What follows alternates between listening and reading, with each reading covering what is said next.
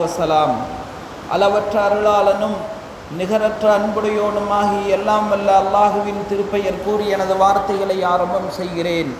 சலாத் என்னும் கருணையும் சலாம் என்னும் ஈடேற்றமும் ஈருலகத் தலைவர் எம்பெருமானார் ரசூலே கரீம் ஸல்லல்லாஹு அலைஹி வஸல்லம் அன்னவர்களின் மீதும் அன்னாரின் வாழ்க்கையை அப்படியே பின்பற்றி வாழ்ந்த உத்தம சத்திய சஹாபாக்கள், தாபியீன்கள், தாபியீன்கள், சுகதாக்கள், சாலிஹீன்கள், நாதாக்கள், நல்லவர்கள், இன்னும் இந்த புனிதமான ஜுமாவுடைய நாளிலே இங்கு கூடியிருப்பவர்கள், இன்னும் கூடவிருப்பவர்கள் நம் அனைவர்களின் மீதும் அல்லாஹுவின் அன்பும் அருளும் என்றென்றும் நின்று நிலவட்டுமாக என்று கூறி ஆரம்பம் செய்கிறேன். அஸ்ஸலாமு அலைக்கும் வரஹ்மத்துல்லாஹி தஆலா வ பரக்காத்துஹு. கணியத்திற்குரிய பெரியோர்களே, சகோதரர்களே, அல்லாஹுவினுடைய மாபெரும் கிருபையினால் நாம் எல்லாம் இஸ்லாமிய ஆண்டினுடைய கடைசி மாதமான துல்ஹஜ் மாதத்தை அடையக்கூடிய கடைசி தருவாயில் இருக்கிறோம். இன்ஷா அல்லாஹ் இன்று துல்காதா பிறை 29. எனவே இன்றைய நாள் மக்ரிபுக்கு பிறகு பிறை பார்க்கப்பட வேண்டிய நாளாக இருக்கிறது. இன்ஷா அல்லாஹ் பிறை தெரிந்துவிட்டால் இன்று மக்ரிபிலிருந்து துல்ஹஜ் மாதத்தினுடைய முதல் பிறை ஆரம்பமாக இருக்கிறது. சங்கையானவர்களே, இஸ்லாம் பொதுவாகவே மனிதனை அமல்களின் மூலம் பண்படுத்துவதைத்தான் ஒவ்வொரு இடத்திலும் அல்லாஹு தாலா குர்ஆனில் மனிதனுக்கு சொல்லிக்கொண்டே இருக்கிறார். மறுமையுடைய விஷயங்களை அல்லாஹ் சொல்லுகிற போது ஃபமை யஅமல் மிஸ்கால தர்ரத்தின் கைரன் யரா, யாருடைய நல் அமல்களில் கடுகளவேனும் அதிகமாகிவிடுமோ அவர் நாளை மறுமை நாளையில் அவர் செய்த நல்ல அறங்களின் காரணமாக அதற்குண்டான நட்பலனை பெற்றுக்கொள்வார், நட்கூலியை காண்பார். வமை யஅமல் மிஸ்கால தர்ரத்தின் ஷர்ரன் யரா, யார் இந்த உலகத்தில் பாவமான செயல்களை செய்வார்களோ நாளை மறுமையில் அதற்குண்டான தீவினைகளை அவர்கள் கண்டுகொள்வார்கள்.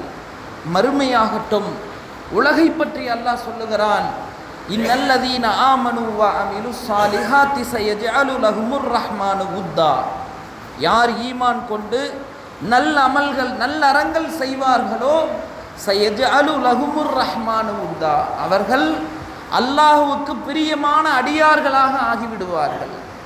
எனவே சங்கையானவர்களே, இந்த உலகத்திலும் சரி நாளை மறுமையிலும் சரி மனிதனுக்கு உன்னத அந்தஸ்துகள் கிடைக்க காரணமாக இருப்பது நம்முடைய வாழ்வில் நாம் செய்கிற நல்ல அறங்கள் நல்ல அமல்கள் தான் என்பதை குர்ஆனும் ஹதீஸும் ஓரிடத்தில் இரண்டிடத்தில் அல்ல பல இடங்களில் பக்கம் பக்கமாக நமக்கு அதை சுட்டி காட்டுகிறது.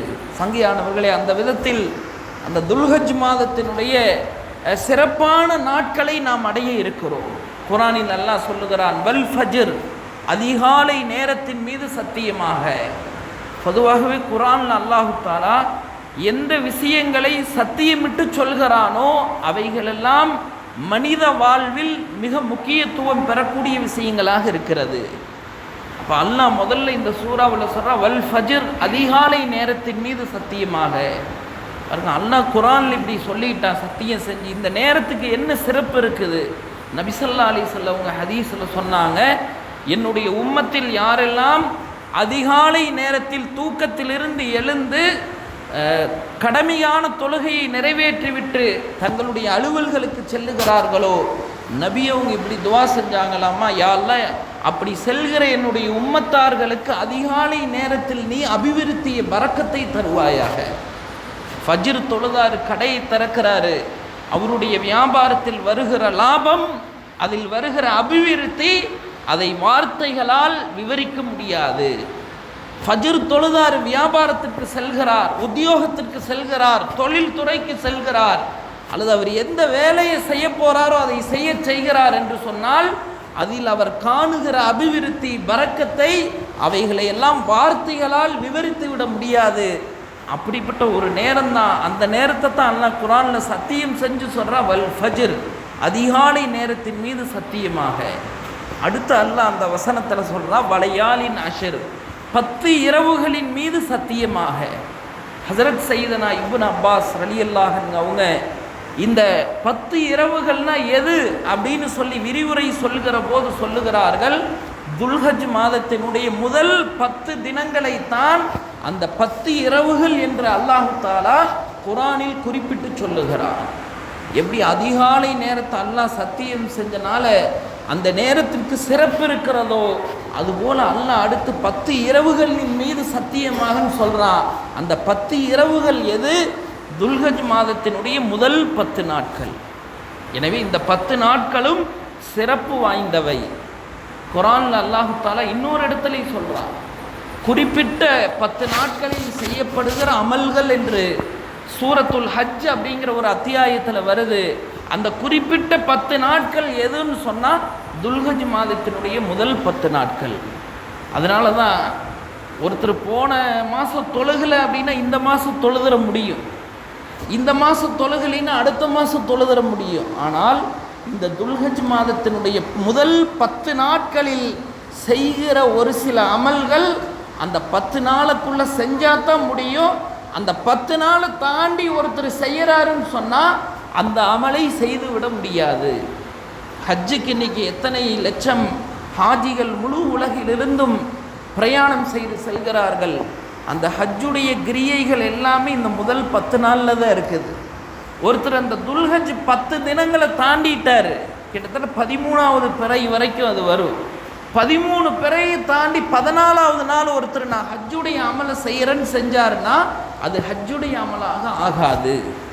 அப்போ இந்த 10 நாட்களில் செய்தால்தான் அந்த கணக்கில் சேரும். எனவே தான் உலமாக்கள் சொல்கிறாங்க, நபி ஸல்லல்லாஹு அலைஹி வஸல்லம் ஹதீஸில் இப்படி சொன்னாங்களாமா, ஆதமுடைய மகன் செய்கிற நல்ல அமல்களில் எல்லாம் அல்லாஹுவுக்கு மிக விருப்பமானது இந்த துல்ஹஜ் மாதத்தினுடைய முதல் 10 நாட்களில் அவன் செய்கிற அமல்கள் தான் என்பதாக நபிகள் நாயகம் ஸல்லல்லாஹு அலைஹி வஸல்லம் அவர்கள் சொன்னார்கள்.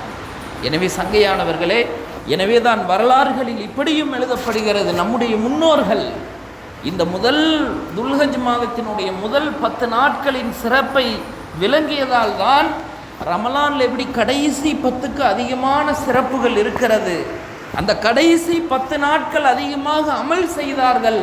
அதே போல இந்த துல்ஹஜ் மாதத்தினுடைய முதல் 10 நாட்களிலும் அதிகமாக அமல் செய்தார்கள் என்று வரலாறுகளில் நாம் காண்கிறோம். எனவே அப்படிப்பட்ட சிறப்புக்குரிய ஒரு தினங்களைத்தான் நாம் அடைய இருக்கிறோம். எனவே ஏனைய தினங்களை போன்று இந்த நாட்களும் கழிந்து விடக்கூடாது. யாருனால என்ன அமல் செய்ய முடியுமோ அந்த அமல்களை செய்ய வேண்டும். தொழுகைக்கு வர முடியுமா வந்து தொழுகிறது, குர்ஆன் ஓத தெரிந்தவர்கள் குர்ஆன் ஓத வேண்டும், திக்ரு சொல்ல தெரிந்தவர்கள் திக்ருகளை அதிகமாக ஓதுவது, தான தர்மங்களை அதிகமாக செய்வது, நஃபிலான நோன்புகளை நோட்பது, உறவு முறைகளை பேணி நடந்து கொள்வது, உண்மை பேசுவது, ஹராமான விஷயங்களை பார்க்காமல், ஹராமான விஷயங்களை பேசாமல், ஹராமான விஷயங்களை கேட்காமல் இருப்பது, இப்படி நான் எதையெல்லாம் நம்ம நல்ல அமல் என்று நினைக்கிறோமோ அவைகளையெல்லாம் இந்த 10 தினங்களிலும் அதிகமாக செய்ய வேண்டும். எப்படி ரமலானில் நம்ம நிறைய அமல்கள் செய்கிறோம், பாவங்களை விட்டு தவிர்ந்து கொள்கிறோம், அதுபோன்று இந்த துல்ஹஜ் மாதத்தினுடைய முதல் 10 நாட்களையும் அமல்களில் கழிப்பதற்கு நாம் அதிகம் முயற்சி செய்ய வேண்டும். எனவே சங்கையானவர்களே, அப்படிப்பட்ட ஒரு உன்னதமான ஒரு தினங்களைத்தான் நாம் சந்திக்க இருக்கிறோம். எனவே ஆண்களும் சரி பெண்களும் சரி அதிகமாக இந்த நாட்களை அமல்களில் கழிப்பதற்கு முயற்சி செய்ய வேண்டும். தொழுகை எடுக்காதவர்கள் குறைந்தபட்சம் இந்த துல்ஹஜ் மாதத்தினுடைய முதல் பிறையிலிருந்தாவது தொழுகையுடைய பேணுதலை கொண்டு வர வேண்டும். இல்லைங்க, எனக்கு வேலை அதிகமாக இருக்குது, குடும்ப அலுவல்கள் சுமை அதிகமாக இருக்குது, எடுத்தோன்னே 5 நேரம் முடியாது, பரவாயில்ல, எந்த நேரம் உங்களுக்கு சாத்தியமோ எந்த நேரம் தொழ முடியுமோ முதலில் அந்த நேரத்தை விடாமல் தொழுகணும். எல்லாத்துக்குமே இதுதான் ஃபார்மட். ஒருத்தர் கடை வச்சிருக்கிறாரு, மாற்றி விடுறதுக்கு ஆள் இல்லை, வர முடியாது, எந்த நேரம் சாத்தியமோ முதலில் அந்த நேரத்தில் நம்ம பேணுதலாக வந்துக்கிட்டே இருக்கிறது. அந்த பேணுதல் நம்மை முழு நேர பேணுதல் தொழுகையாளியாக கண்டிப்பாக மாற்றும். எனவே சங்கையானவர்களே, நாம் சந்திக்க இருக்கிற இந்த 10 தினங்கள் மிக முக்கியமான நாட்கள். எனவே அந்த நாட்களில் அதிகமாக அமல்களில் கழிப்பதற்கு நாம் முயற்சி செய்ய வேண்டும். அதனால தான் அந்த குர்பானிங்கிற அந்த அமல் இப்போ தான் செய்ய முடியும். ஒருத்தர் என்னங்க இந்த மாதத்தில் 13 பிறை 12 பிறையை தாண்டியாச்சு, தாண்டின பிறகு ஒருத்தர் நான் குர்பானி கொடுக்குறேன்னு சொல்லி ஆட்டை அறுக்கிறாருன்னா அது சதக்காவாக ஆகும், ஆனால் அது குர்பானியாக ஒரு காலும் ஆகாது. அதனால் இந்த மாதத்தில் தான் அதெல்லாம் செய்ய முடியும். அப்படிப்பட்ட ஒரு நாட்களில் தான் நாம் இருக்கிறோம். எனவே நம்முடைய அமல்களை நாம் அதிகமாக்க வேண்டும். தொழுகையில் கவனம் செலுத்த வேண்டும். குர்ஆன் ஓதுபவர்கள் குர்ஆன் ஓத வேண்டும். யாருக்கெல்லாம் எந்த அமல்களை அதிகம் செய்ய முடியுமோ அவைகளை அதிகமாக செய்வதற்கு நாம் ஒவ்வொருவரும் முயற்சி செய்ய வேண்டும். சங்கையானவர்களே, அதே போல் இந்த மாதத்தில் நம்ம செய்கிற ஒரு அமல் தான் அந்த குர்பானி அப்படிங்கிற ஒரு அமல். குர்பானியை பற்றி போன வாரம் நம்ம பேசணும். அது சம்பந்தமான பல விஷயங்களை நாம் கேட்டோம். இன்னும் ஒரு சில விஷயங்கள் நினைவுபடுத்தப்பட வேண்டிய விஷயங்களும் இருக்கிறது. குர்பானி யார் மேலே கடமை, யார் சம்பாதிக்கிறாரோ, இன்றைக்கி வெள்ளி கணக்கு போட்டு பார்த்தோம்னு சொன்னால் எனக்கு அந்த 612 கிராம் வெள்ளி அல்லது அந்த வெள்ளியினுடைய மதிப்பளவுக்கு யார் இடத்துல பணம் இருக்குதோ ஒரு குர்பானி கொடுக்கணும். இப்போ ஒரு வீட்டில் நான் 3 பேர் இருக்கிறாங்க, 3 ஃபேமிலி ஒன்றா இருக்கிறாங்க, அல்லது ஒரு ஃபேமிலியில் 3 பேர் சம்பாதிக்கிறாங்க. இப்போ அங்கே ஒரே ஒரு குர்பானி தான் கொடுக்கப்படுகிறது என்று சொன்னால் மீதி இருக்கிற 2 பேர்த்து மேலே குர்பானி கடமை இருக்குது, ஆனால் அங்கே கொடுக்கப்படுவது கிடையாது. அதனால் நம்ம குறைஞ்சது என்ன, ஆடு கொடுக்குறாங்க, நிறைய பேர் ஆடு கொடுக்குறோம். அதிகப்படியாக சம்பாதிக்கிறவங்க இருக்கிறாங்கன்னா குறைஞ்சது என்ன, கூட்டு குர்பானிலையாவது பங்கு சேர்ந்து அவர்களது கடமைகளை நிறைவு செய்ய நாம் முயற்சி செய்ய வேண்டும். இந்த அமல்கள் எல்லாம் என்னன்னு சொன்னால் நம்முடைய வாழ்க்கையில் மிக பெரும் அபிவிருத்திக்கு அது காரணமாக இருந்து கொண்டிருக்கிறது. அதனால தான் சஹாபாக்கள் ஏழைகளாக இருந்தார்கள், வசதியானவங்க ஒரு சிலர் தான் இருந்தாங்க. இருந்தாலும் எல்லா சஹாபாக்களையும் நபி ஸல்லல்லாஹு அலைஹி வஸல்லம் அவர்கள் குர்பானி கொடுப்பதற்காக வேண்டி அவர்களை ஆர்வமூட்டி குர்பானி என்ற அந்த அமலை நபி அவர்கள் செய்ய வைத்தார்கள். எனவே சங்கையானவர்களே, நம்மளும் ஒவ்வொருத்தரும் அவங்கள பற்றி தெரியும். நம்முடைய வருட வருமானம் எவ்வளவு, அதில் எவ்வளவு நம்ம மிச்சம் பண்ணுறோம், அந்த கணக்கெல்லாம் நமக்கு தெரியும். யார் அந்த பட்டியலுக்குள் வந்து விடுவாரோ அவர்களெல்லாம் கண்டிப்பாக குர்பானி கொடுக்க வேண்டிய கட்டத்தில் இருக்கிறார்கள். எனவே எல்லாருமே என்ன செய்கிறதுன்னா அந்த குர்பானியை நிறைவேற்றுறதற்கு முயற்சி செய்கிறது. அதேமாதிரி என்னங்க, நம்மளில் சிலருக்கு இன்னும் அகீக்காவே கொடுத்துருக்க மாட்டாங்க.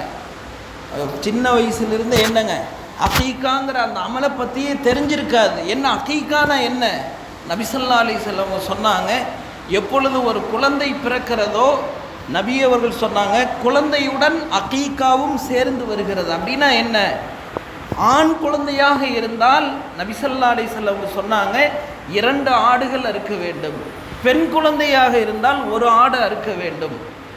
அகீக்கா கொடுக்கறனால என்ன பிரயோஜனம், நபி ஸல்லல்லாஹு அலைஹி வஸல்லம் அவர்கள் சொன்னார்கள், எந்த குழந்தைக்கு அகீக்கா நிறைவேற்றப்படுகிறதோ அந்த குழந்தைக்கு அல்லாஹு தாலா இயற்கை உபாதைகள், வியாதி, அது இதுன்னு எத்தனை விஷயங்கள் இருக்கிறது, அவைகளை விட்டும் அல்லாஹு தாலா இந்த அகீக்காவின் பரக்கத்தின் காரணமாக அந்த குழந்தையை அல்லாஹு தாலா பாதுகாக்கிறார். சரி, எப்போ வரைக்கும் இந்த அகீக்கா கொடுக்கணும்? உலமாக்கள் சொல்கிறாங்க, குழந்தை பிறந்து 7 நாளில் கொடுக்கலாம், அல்லது 40 நாளில் கொடுக்கலாம். இல்லை அதற்கு சக்தி இல்லை, எப்போ வசதி வருதோ அப்போ கொடுக்கலாம். ஒருத்தருக்கு அகீக்காங்கிற விஷயமே தெரியுது எப்போ வரைக்கும், மௌத்து வரைக்கும் ஒவ்வொருவரும் தனக்கு அகீக்கா கொடுக்கப்படவில்லை என்றால் அதை நிறைவேற்ற முடியும். எனவே சங்கையானவர்களே, அகீக்காங்கிறது ரொம்ப உன்னதமான அமல். இப்போ அதை என்ன செய்யலாம்னா கூட்டு குர்பானின்னு அகீக்காங்கிற அந்த விஷயத்தையும் சேர்த்திக்கலாம். இப்போ தனியாக ஒருத்தர் ஆடு கொடுக்குறாருன்னா அது குர்பானி தான், அதில் நீயத்தை மாற்ற முடியாது, அது அதுக்காக உள்ளது தான். ஆனால் கூட்டு குர்பானியில் என்ன செய்யலாம்னா அந்த அகீக்காங்கிற அந்த அமலையும் செய்ய முடியும். எனவே அப்படி அகீக்கா கொடுக்கல எனக்கு இது வரைக்கும், கொடுக்கணும்னு விருப்பம் உள்ளவர்களும் அது போன்ற விஷயங்களை செய்வதற்கு அதிகமான வாய்ப்பு இருக்கிறது. எனவே சங்கையானவர்களே, எப்படியாவது ஏதாவது ஒரு விதத்தில் அனைவரும் குர்பானி கொடுப்பதற்கு தகுதியுள்ள அனைவரும் அந்த அமலை விடாமல் செய்வதற்கு முயற்சி செய்ய வேண்டும். நம்ம கொடுத்துட்டோம் அப்படின்னு சொன்னால் நம்முடைய பொருளாதாரத்திற்கு பாதுகாப்பு இருக்கிறது. நபி ஸல்லல்லாஹு அலைஹி வஸல்லம் அவங்க ஹதீஸில் சொன்ன மாதிரி, ஒருத்தர்கிட்ட செல்வம் இருக்குது, எப்போ அந்த செல்வத்திற்குண்டான ஜக்காத்தை அவர் நிறைவேற்றி விடுகிறாரோ அல்லாஹு தாலா மீதி இருக்கிற செல்வத்தை திருட்டு போவதிலிருந்து, நெருப்பில் கரிந்து போவதிலிருந்து, இன்னும் என்னென்ன பொருளாதாரத்துக்குன்னு ஆபத்துகள் இருக்கிறதோ அவைகளிலிருந்தெல்லாம் அல்லாஹ் அந்த பொருளை பாதுகாக்கிறான். அந்த மாதிரி தான் குர்பானியும்.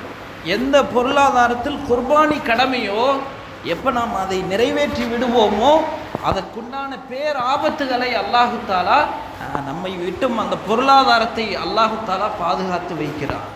எனவே சங்கையானவர்களே, அப்படிப்பட்ட ஒரு அமலைத்தான் நாம் செய்ய இருக்கிறோம்.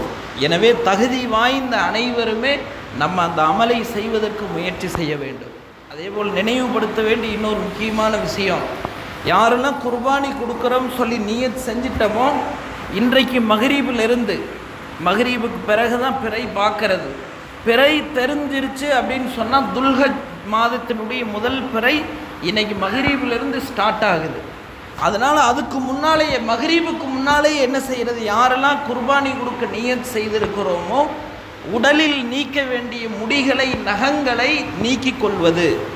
அடுத்தவர் அதையெல்லாம் எப்போ சுத்தம் செய்யணும், எப்போ தன்னுடைய குர்பானி பிராணியை அவர் அறுத்து முடிப்பாரோ அறுத்த பிறகுதான் தனது உடலில் இருக்கிற அசுத்தமான நகங்களை, முடிகளை அவர் அகற்ற வேண்டும். நிறைய பேருக்கு இந்த மசாயில் தெரிகிறதில்ல. குர்பானி கொடுக்குறோம்னு ஆட்டை வாங்கி வீட்டில் கட்டிடுறாரு, ஆனால் தினம் க்ளீன் சேவ் பண்ணிட்டு வர்றார். இது மிகவும் மாற்றமான ஒரு விஷயம். எனவே சங்கையானவர்களே, யாரெல்லாம் குர்பானி கொடுக்கணும்னு சொல்லி நியத் செஞ்சிட்டோமோ இன்றைக்கு மகரீபுக்கு முன்னாலேயே அந்த விஷயங்களெல்லாம் முடிச்சு கொள்வது. ஆண்களாக இருந்தால் தலைமுடி எடுக்கிறது, தாடியை ஒதுக்கிறது, என்னென்ன விஷயங்கள்லாம் இருக்குதோ அதையெல்லாம் சரி பண்ணிக்கிறது.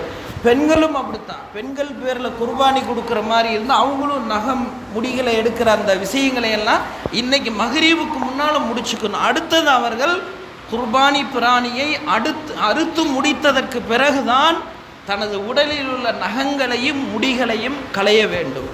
எனவே இந்த விஷயங்களில் நாம் என்ன செய்கிறதுனா கவனமாக இருப்பதற்கு முயற்சி செய்ய வேண்டும். அதே போல் இன்னொரு அமல் இருக்குது, ஐயாமு தஷ்ரீக். அதாவது என்னன்னு சொன்னால் தக்பீர் சொல்லக்கூடிய நாட்கள். அது எப்போ, துல்ஹஜ் மாதத்தினுடைய 9வது நாள், 9வது பிறை ஃபஜ்ர் தொழுகையிலிருந்து 13வது பிறை அசர் தொழுகைக்கு வரை கிட்டத்தட்ட ஒரு 23 நேரங்கள் தக்பீர் சொல்ல வேண்டும். எப்போ அது, இன்றைக்கி பிறை தெரிஞ்சிருச்சுன்னு சொன்னால் அடுத்த வாரம் ஞாயிற்றுக்கிழமை கிட்டத்தட்ட 9வது பிறை ஆயிடுது.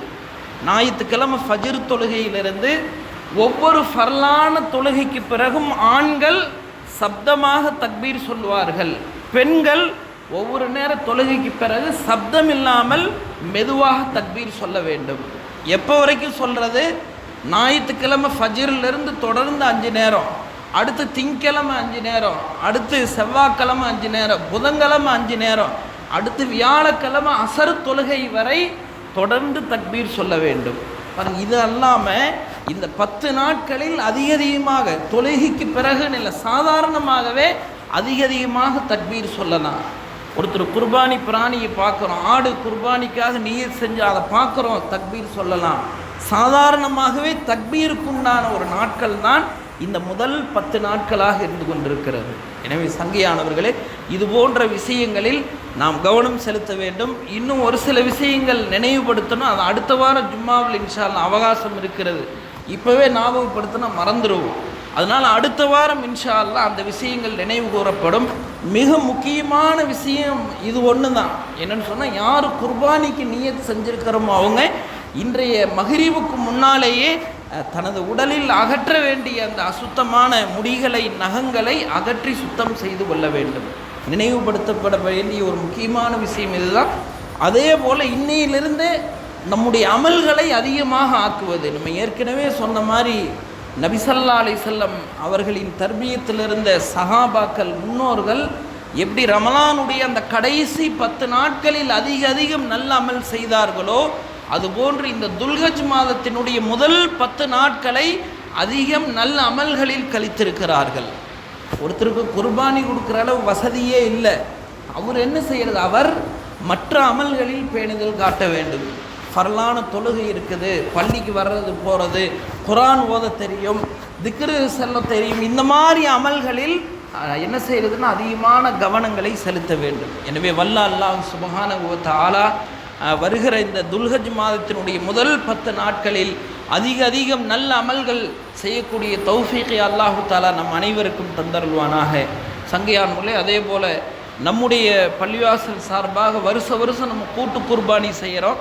இந்த வருஷமும் கூட்டு குர்பானி ஏற்பாடு செய்யப்பட்டிருக்கிறது. எனவே யாரெல்லாம் கூட்டு குர்பானியில் சேர விருப்பமோ அவர்களது பெயர்களை பதிவு செய்து கொள்ளவும். ஒரு பங்கு 4200 ரூபா. யாரெல்லாம் பங்குல பேர் சேர்த்து கொள்கிறார்களோ அவர்களுக்கு உண்டான அந்த பங்கு கறி இன்ஷா அல்லாஹ் அவங்களுடைய வீடுகளுக்கே கொண்டு வந்து தரப்படும். வல்ல அல்லாஹ் சுப்ஹானஹு வ தஆலா